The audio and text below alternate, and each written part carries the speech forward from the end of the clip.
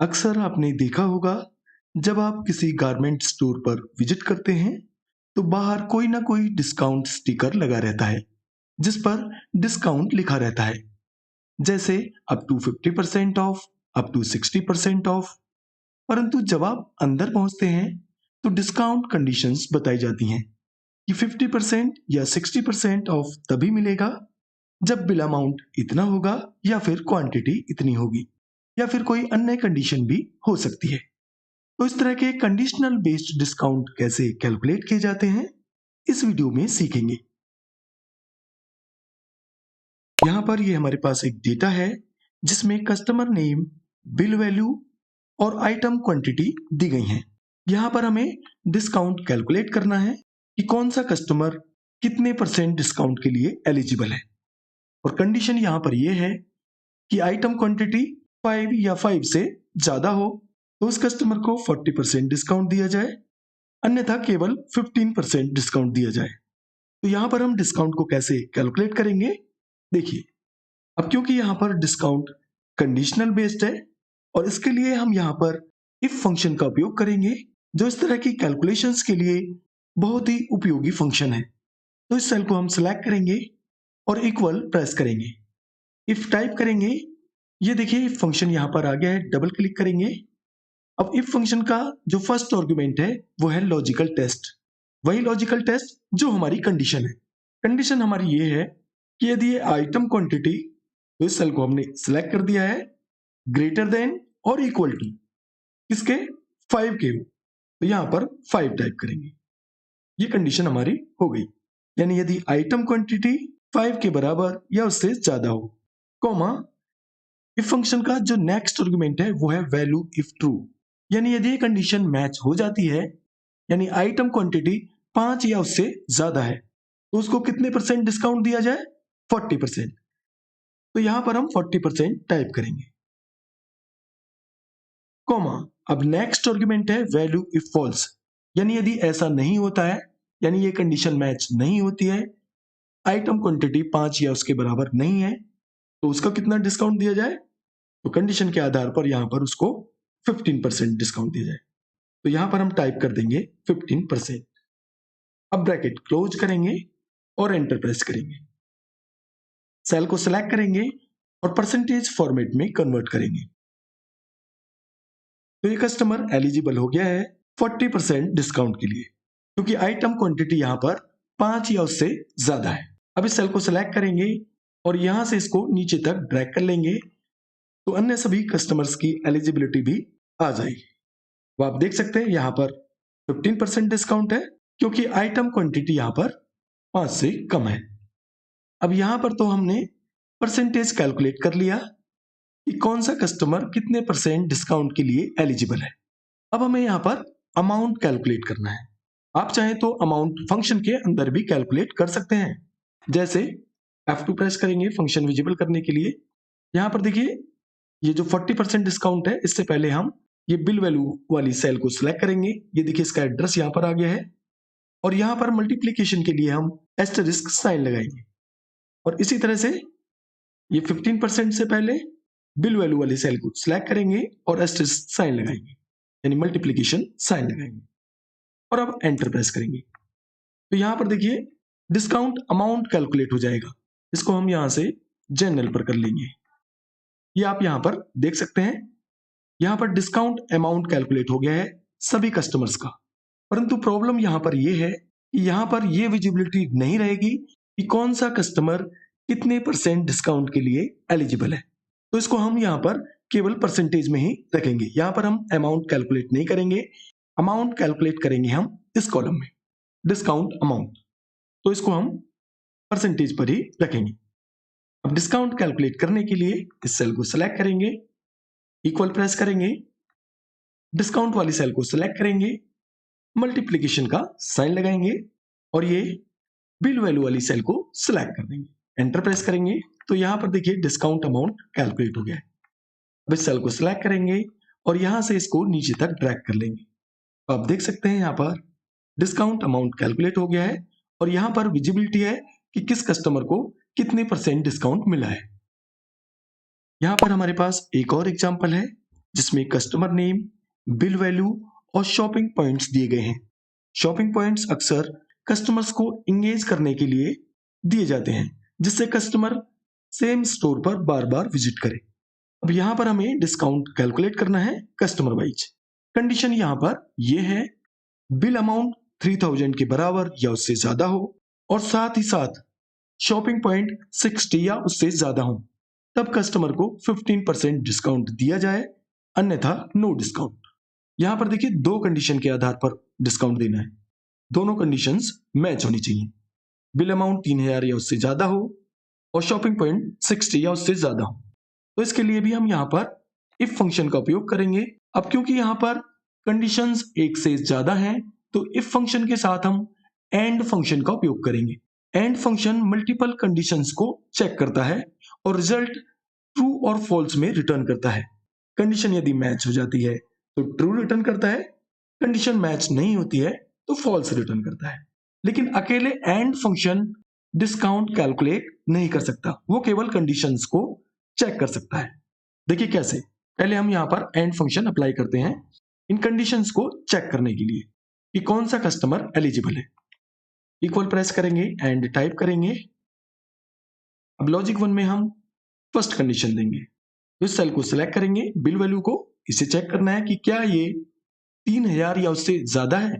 Greater than का sign लगाएंगे, equal to press करेंगे और 3000 यहाँ पर टाइप करेंगे। ये एक कंडीशन होगी, कॉमा।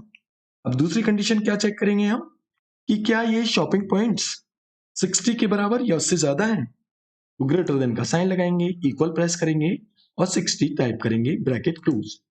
अब यहाँ पर 2 कंडीशन है हमारे पास, दोनों को एंड फंक्शन चेक करेगा और रिजल्ट ट्रू और फॉल्स में रिटर्न करेगा। एंटर प्रेस करेंगे तो देखिए ये कंडीशन फेल हो गई है, क्योंकि यहाँ पर बिल वैल्यू तो 3000 से ज्यादा है, परंतु शॉपिंग पॉइंट्स उसके 60 से कम है। तो यहाँ पर हम इसको नीचे तक ड्रैग करेंगे, तो जहां पर भी कंडीशन मैच होंगी वहां आ जाएगा ट्रू और जहां कंडीशन मैच नहीं होगी वहां आ जाएगा फॉल्स।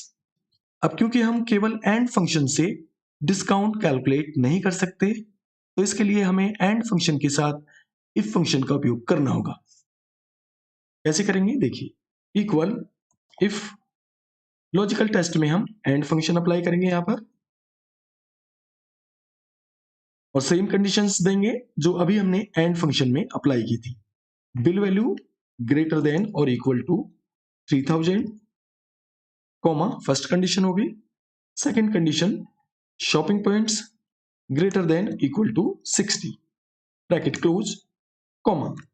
ये कंडीशन यदि हमारी मैच हो जाती है, यानी शॉपिंग पॉइंट 60 से ज्यादा है और बिल वैल्यू 3000 से ज्यादा है, तो कस्टमर को 15% डिस्काउंट दिया जाए। तो यहां पर हम 15% टाइप कर देंगे, कॉमा।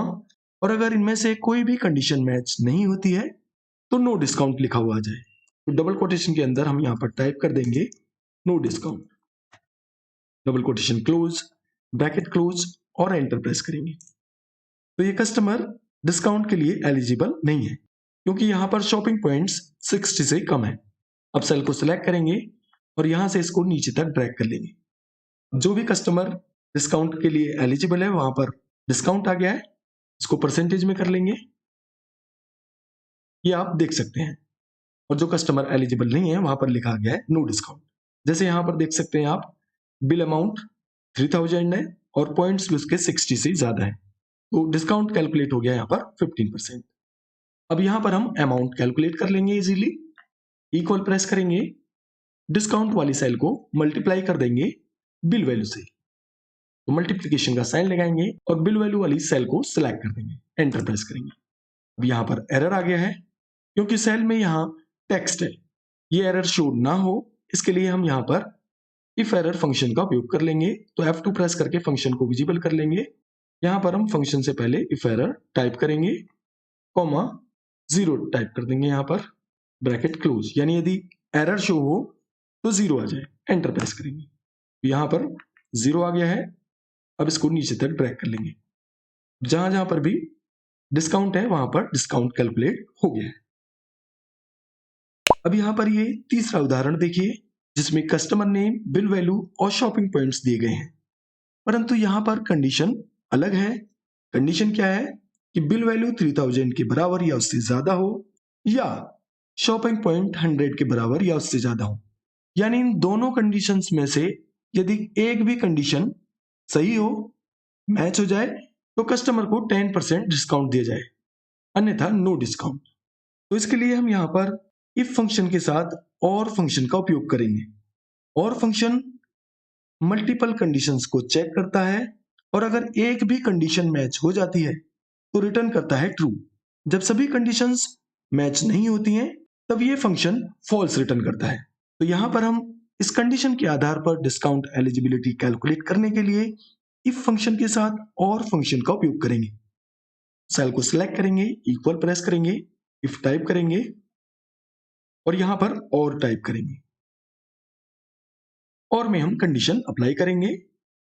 बिल वैल्यू वाली सेल को सिलेक्ट करेंगे, ग्रेटर देन और इक्वल टू का साइन लगाएंगे और यहां पर टाइप करेंगे 3000, क्योंकि हमें यहां पर चेक करना है कि बिल वैल्यू इस कस्टमर की 3000 के बराबर या उससे ज्यादा है, कॉमा पहला तो ये चेक करना है, या फिर शॉपिंग पॉइंट 100 के बराबर या उससे ज्यादा है। तो शॉपिंग पॉइंट वाली सेल को सिलेक्ट करेंगे, ग्रेटर देन इक्वल टू का साइन लगाएंगे और यहां पर टाइप करेंगे 100, ब्रैकेट क्लोज। अब इन दोनों कंडीशन में से यदि एक भी कंडीशन सच है यानी ट्रू है तो वो कस्टमर 10% डिस्काउंट के लिए एलिजिबल हो जाएगा, अन्यथा नहीं।